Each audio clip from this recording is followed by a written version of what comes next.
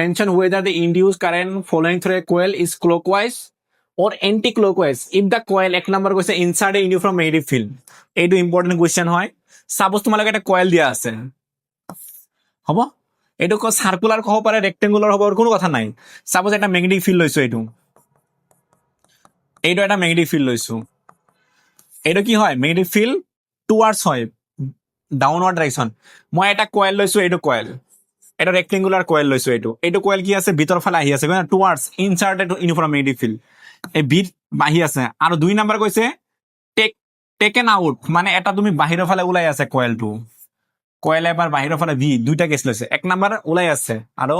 1 number সোমাই আছে 2 number ওলাই আছে বুলি কৈছে কয়েল তো যেতিয়া আমাৰ কয়েলটো সোমাব তেতিয়া ম্যাগনেটিক ফিল্ড কিমান হ'ব বুলি কৈছে ডাইৰেকশন কিমান হ'ব ইনডিউস কাৰেন্টৰ তো ইনডিউস কাৰেন্টৰ ডাইৰেকশন ল'ব কাৰণে তোমালোকে লেন্সৰ ফৰ্মুলা ইউজ কৰিব লাগিব আৰু লেন্স ফৰ্মুলা কি কয় যেটো কাৰেন্ট আছে ইনডিউস কাৰেন্ট ডাইৰেকশন কি হ'ব লাগিব অপোজ কৰিব লাগিব ফ্লাক্স চেঞ্জক কি কৰিব লাগে অপোজ কৰিব লাগিব এতিয়া চোৱা যেহেতু কয়েল এইফালে ভিতৰ ফালে আহি আছে ন তো ভিতৰ ফালে আহিলে কি হ'ব ম্যাগনেটিক ফিল্ড ইনক্ৰিজ হ'ব আৰু ম্যাগনেটিক ফিল্ড ইনক্ৰিজ হলে কি কৰিব লাগিব ডিক্ৰিজ কৰিব লাগিব লেন্স নহিটো কয় না ম্যাগনেটিক ফিল্ড ইনক্ৰিজ হলে কি কৰিব লাগিব ডিক্ৰিজ কৰিব লাগিব অপোজ কৰিব লাগিব না তেতিয়া চোৱাচোন এইটো বস্তু কি আছে ভিতৰ ফালে আহি আছে ন তো সাপোজ মই ম্যাগনেটিক ফিল্ড লৈছো ডাউনৱাৰ্ড ডাইৰেকশনত তো ম্যাগনেটিক ফিল্ড এনেকুৱা আছে ন এইবাৰ তেনেহলে ম্যাগনেটিক ফিল্ড ডাউনৱাৰ্ড ডাইৰেকশন দিলে কি অলৰেডি মই ডাউনৱাৰ্ড ডাইৰেকশন লৈছো মানে ম্যাগনেটিক ফিল্ড এনেকুৱা আছে যেহেতু এইটো কি আছে কয়েলটো ভিতৰ ফালে আহি আছে ভিতৰ ফালে আহিলে কি হ'ব ম্যাগনেটিক ফিল্ড ইনক্ৰিজ হ'ব ডিক্ৰিজ কেনেকৈ কৰিম এই ডাউনৱাৰ্ড ডাইৰেকশনটো আপৱাৰ্ড কৰিব লাগিব তেতিয়াতো উল্টা কৰিব লাগিব না তো উল্টা কৰিলে কেনেকৈ দিম এনেকৈ দিলে কাৰেন্ট কেনেকৈ হ'ব কাৰেন্টটো আহিব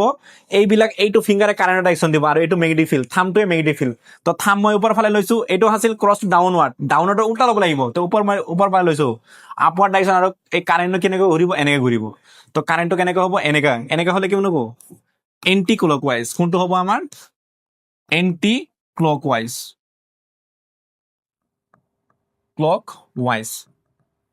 ডাইৰেকশন কি হ'ব এন্টি ক্লকৱাইজ হ'ব ডাইৰেকশন 1 নম্বৰ যেতিয়া আমাৰ ইনসাৰ্ট হ'ব হেনেকে যেতিয়া বস্তু ওলাই যাব এতিয়া যেহেতু বস্তুটো ওলাই গৈ আছে তো ম্যাগনেটিক ফিল্ড কি হৈছে কমি গৈ আছে এতিয়া ম্যাগনেটিক ফিল্ড কমি গৈ আছে বঢ়াব লাগে কেনেকৈ বঢ়াম যেনেকৈ যিটো ডাইৰেকশনত কমি আছে সেই ডাইৰেকশনত মই পুশ কৰিম নে নাই বস্তুটো তেতিয়াহে বাঢ়িব না বস্তুটো না উল্টা ডাইৰেকশন কৰিলে হি অলৰেডি কমি আছে আৰু তাক উল্টা দিলে আৰু কমি যাব না বস্তুটো তো এইটো নহ'ব ন তো বঢ়াব লাগিব এবাৰ যেহেতু কমি গৈছে বঢ়াই আছে যেহেতু ম্যাগনেটিক ফিল্ড কোনফালে আছে ডাউনত আছে তেনেহ'লে মোৰ থামো এবাৰ ডাউনত ৰাখিব লাগিব কাৰেন্ট কোনফালে হ'ব ক্লকৱাইজ তো ইয়াৰ কাৰণে কি হ'ব আমাৰ ক্লকৱাইজ হ'ব ক্লকৱাইজ ডাইৰেকশন তো 1 নম্বৰটো লিখিবা আমাৰ এন্টি ক্লকৱাইজ 2 নম্বৰটো লিখিবা ক্লকৱাইজ ডাইৰেকশন তো এইটোৱে বস্তুৱে আৰু এনেকৈ কুৱেশ্যন অহাৰ পসিবিলিটি আছে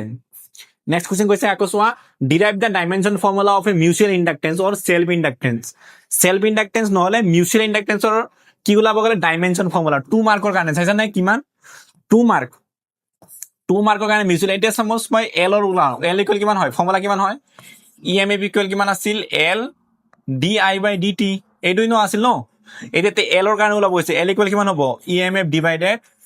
ডি আই বাই ডি টি এনেকৈ লিখিব আৰু বহুত ভাল লিখিছো ইএমএফ ফৰ্মুলা এইটো তো এল ৰ ওলাব গৈছে এল ইএমএফ মানে কি ভোল্টেজ আৰু ভোল্টেজৰ ডাইমেনশ্যন কেনেকৈ ওলাবা ভোল্টেজ ইকুৱেল কি হয় ইএমএফ আৰু ইএমএফ ইকুৱেল কিমান হয় ডাব্লিউ বাই কিউ এনেকৈ পাইছা নে নাই তোমালোকে হয় নাই তো ইএমএফ ইকুৱেল ডাব্লিউ মানে ৱৰ্ক ডানৰ কাৰণে ডাইমেনশ্যন কিমান আছিল M L square T minus 2 divided চাৰ্জৰ কাৰণে ডাইমেনশ্যন কিমান হয় এ টি তেনেহ'লে ভোল্টেজৰ ডাইমেনশ্যন কিমান হৈ যাব M L square T minus 3 ইয়াত -2 আছে ওপৰলৈ -3 হৈ যাব তাৰপিছত এ মাইনাছ 1 এইটো হয় আমাৰ ইএমএফৰ ডাইমেনশ্যন সেনেকে ইএমএফ ডাইমেনশ্যন ওপৰত বহাই দিছো স্কুৱেৰ ব্ৰেকেট কিমান হ'ব M L square T minus 3 A minus 1 next তলত আছে চোৱা ডেল্টা আই মানে কাৰেণ্টৰ ডাইমেনশ্যন কিমান এম্পিয়াৰ্ছ আৰু ডেল্টা টি আছে তলত ওপৰ ল'লে কিমান হ'ব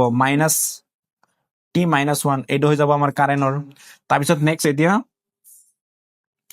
চাওক কিমান হ'ব এল ইকুৱেল এতিয়া এইটো মাইনাছ প্লাছ ওপৰ ল'লে কি হ'ব মাইনাছ অলৰেডি এটা মাইনাছ ইয়াত আছে না তুমি -2 হৈ যাব তো কিমান হ'ব এম এল স্কুৱেৰ তাৰপিছত টি চোৱা টি ইয়াত কি আছে -3 এইটো আছে মাইনাছ ওপৰ প্লাছ হৈ যাব না তো কি হ'ব টি স্কুৱেৰ হৈ যাব -2 তাৰপিছত নেক্সট আছে আমাৰ এম্পিয়াৰ্ছ ইয়াতে অলৰেডি এটা আছে মাইনাছ আছে ইয়াতে এটা মাইনাছ হৈ যাব তো কিমান হৈ যাব প্লাছ আছে ইয়াতে এটা মাইনাছ হৈ যাব তো -2 তো এইটো হৈ যাব আমাৰ ইণ্ডাক্টেন্সৰ কাৰণে dimension M L square T -2 A -2 okay এইটো হৈ যাব আমাৰ ইণ্ডাক্টেন্সৰ কাৰণে এইখিনি মই সাইডত কৰিলো তোমালোকৰ সাইডতে কৰি ল'ব পাৰা তোমালোকৰ কাৰণে সুবিধাৰ কাৰণে হ'ব ইমানখিনি বস্তু হৈ যাব আমাৰ কাৰ কাৰণে হ'ব আমাৰ ইণ্ডাকটেন্স বা মিউচুৱেল ইণ্ডাকটেন্স দুইটা কাৰণে সেম কাৰণ ইউনিট সেম নেক্সট কুৱেশ্যন এতিয়া